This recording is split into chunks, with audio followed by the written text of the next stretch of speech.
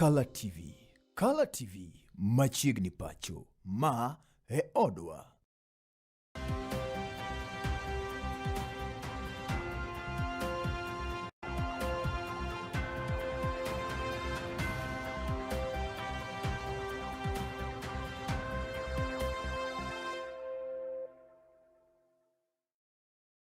Again, on the Chieng Mari, Terry Macare, Camarama, Chiri Janeno, Marcalati, Baby, Chimacawona, Marichini, Terry Prario, Rangwena, Dumara, Uchi, Lega, Ganario, Prario, Uchi, Machigni, Wechemanyien, Kidini, the Mar, Podho, Chieng, a Joash, Udiambo Mitungla. Wachako, Camaroni Jogwendo, Omakogon, Mani, the Muwoke, Karchum, Buramakisumu, West County, Makisumu, Uruchini, the Makawono, Bagoro, Mokagaro, Mara, Moromicro, Neka, Kenyaro Chulgi. Menda kalore kuda lo mari maromo e kamia boro kod praboro ma ogere alap ndeke e Makisumu. Konyo go jogweng' man kod gi machiegni. Mar adek en mar land compensation ma wawacho nosebede e court, koro kanyo orumo to nyaka ne wawuogi wabi wapenjgi nikech gin ema ne wayalo kodgi.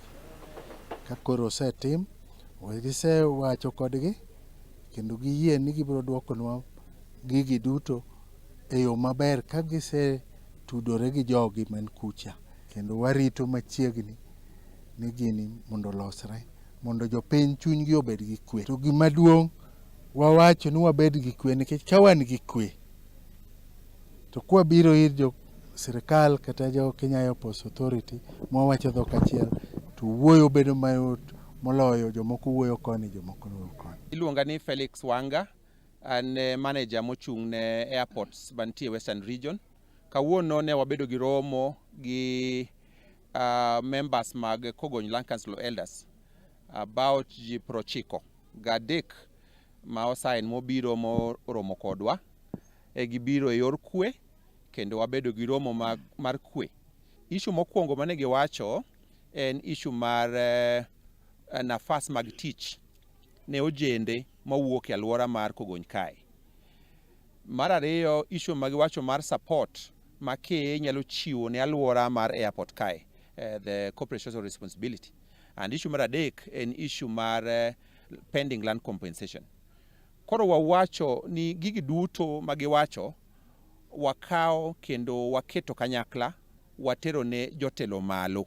Wan gi National Land Commission, wan gi Ministry of Transport, wan gi Ministry of Finance, ma our CEO will bro mbeko godo mondo wang'ento yo ma jogi wacho ni wanyalo sepa piyo marom nadi.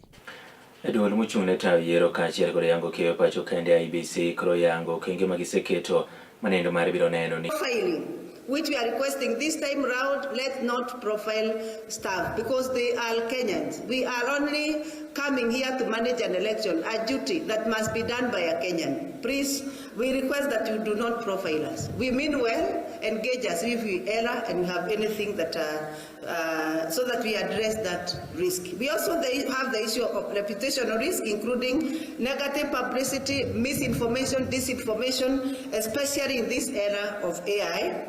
Environmental hazard, including adverse climatic conditions and natural disasters.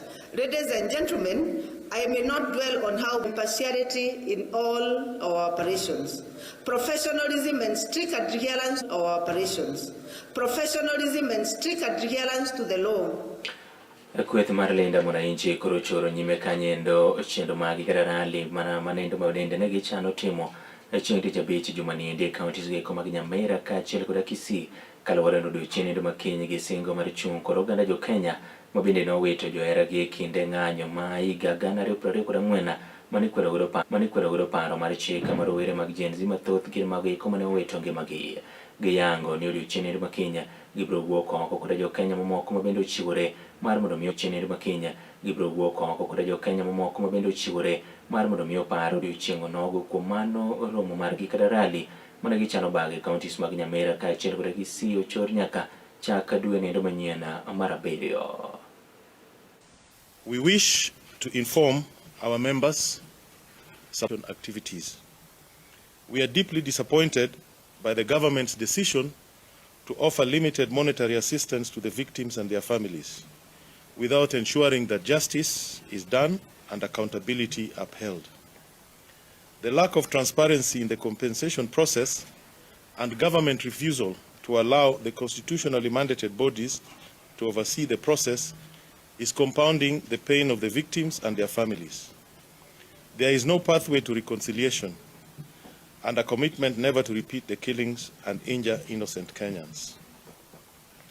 Finally, late last evening, we were made aware of the decision by the ODM party, NEC, nyendo mwandu ma iloso e pacho kaendi chenro go mag goyo sime kata simbe go mag ong'we yamo credit kaachiel koda mamoko ka wayango ni mago gin mana weche ma osebedi ka ifuong'o koda jotelo ma ok mor koda paro nogo mar and fake news. The government did not propose any taxes that were largely alleged, specifically essential products. The Finance Act also supports livelihoods and growth through incentives for motorcycles, electric passenger buses, and by covering their social health authority contributions. As we all know, our community health promoters have been the greatest champions. In fact, they have been our shujas when it comes to matters. Kendo ketho ka yango ni onge jopuonjre mabiro wang'o sikul kata ketho mwandu madhi ma ok okaw ne ondamo mager mar chik.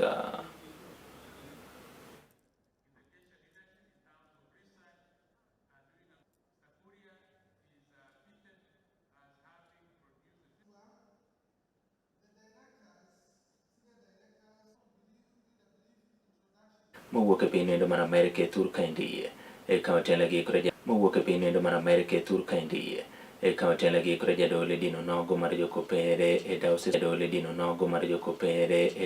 nogo manyeri Anthony Muhera oyango kanyo ni jotuo mar Ebola ka ok dwar e piny mar Amerika gi pinje go mamoko ang'o momiyo Kenya to yie mar mondo mi koro kelgi e pacho kaendi kagiyango ni mano keto kelgi e pacho kaendi kagiyango ni mano keto ngima jo Kenya ndaki mager kendo gin kaka jodolo gi biling e wach nendo ka bende kinde ng'anyo kane ikwedo chenro machalo kamano tiere jo Kenya mabende nowito ngimagi kama moko bende ne ondhi kayango ni mano endo en dhi ataro kod dwaro mar oganda. Must affirm its sovereignty.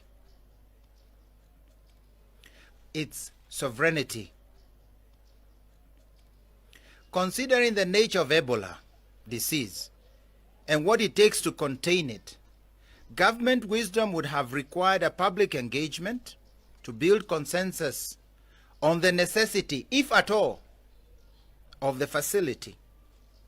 Lack of this engagement has led to loss of lives in Laikipia during the protests against the facility, the arrest of residents, and panic should Ebola break out in the area.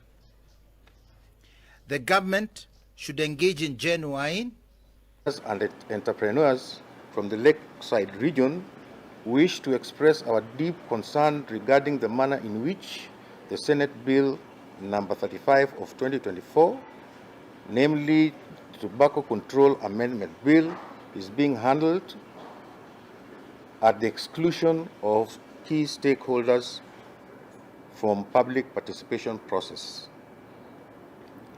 Over the last several weeks, consultations held across various counties including Mombasa, Kisumu, Homa Bay, Siaya, Kirinyaga, Trans Nzoia and other regions have revealed one common concern. The people who are directly affected by this law have not been adequately involved in shaping it. As business owners and traders, we are not opposed to regulation. We support laws that protect public health and promote responsible business practices. However, we reject any process that seeks to make decisions on our behalf without listening to our voices, and in this fact that the Senate did not do sufficient public participation in listening to the views and opinions of hundreds and thousands of business owners and traders and millions of Kenyans who are going to be directly affected by this bill. And within this sector, something we are also seeing in the National Assembly doing by the procedure and the steps they have taken. We are particularly concerned by the decision by the National Assembly's health committees to hold public hearing on this bill in Nairobi only. Public participation cannot be called public participation when the majority of the affected stakeholders are unable to access it. Our message is simple. Nothing about us should be decided without us. We therefore demand the immediate extension of the public participation period on the Tobacco Control Amendment Bill